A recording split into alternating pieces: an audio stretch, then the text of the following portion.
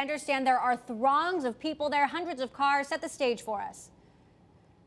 It's just madness here, Emily. I got to the airport last night, no rental cars left. Every hotel in Brownsville, the nearest city, is sold out. There have been hundreds of cars parked around Starbase, which is over my right shoulder, and over my left shoulder, that's the full stack Starship. So Starship, the spacecraft on the top, the super heavy booster on the bottom, 349 feet in total. And people have been going up to it all day, taking photos.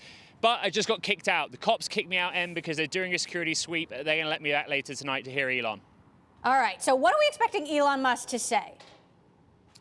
Yeah, so he's done this before. September 2019, classic Elon, a PowerPoint slideshow where he kind of follows the PowerPoint, but not really. He starts talking rocket science. He ends with human biology. You know, he talks about the quantum realm, all kinds of stuff. But what we want to hear, when are we going to Mars, Emily? That's probably the main one, right? Because that is the future of the Starship system, to carry the payload, a heavy payload, 100 metric tons to Mars, or 100 passengers. And in 2019, he said, oh, in a few months, we'll do an orbital test. It never happened. And you'll remember what happened last year, right? Lots of fireballs, lots of crashes after that little 6-mile hop. And eventually in May of last year, it did make a 6-mile leap into the air, the Starship, and then land itself successfully back here in Boca Chica. Where have we gone since then? We want to know.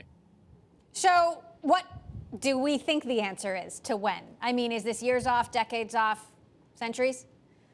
Yeah, so we know that we have a few milestones we know about, right? We think that an orbital test flight for Starship is going to happen potentially this quarter, at least in the first half of 2022. The FAA actually has to conduct an inspection of what you see around me, which is respectfully just a massive swamp. But it is a wildlife sanctuary, so they've got to do a wildlife and environment assessment. If that's successful, we could get an orbital test flight. And then what SpaceX is talking about is a mission by 2024 unmanned to Mars. Remember, Maezawa, the Japanese billionaire, he has a ticket to the moon and back, hopefully a return ticket to the moon and back on Starship for next year. So we want to know if that's going ahead as well.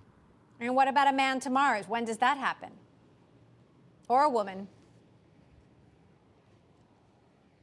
This is classic Elon Musk, right? Everything that he said in 2019, respectfully, he missed those deadlines by a long way. But clearly they've made progress, right? What's so astonishing is when you're standing underneath the thing over my left shoulder, the full stack, the sheer scale of it. This is not a Falcon 9 rocket. This is next level. It is ginormous. And all of the 29 or 32 Raptor engines that it have, each individual one can generate 450,000 pounds of thrust. It seems so real. We just need to see it go into space.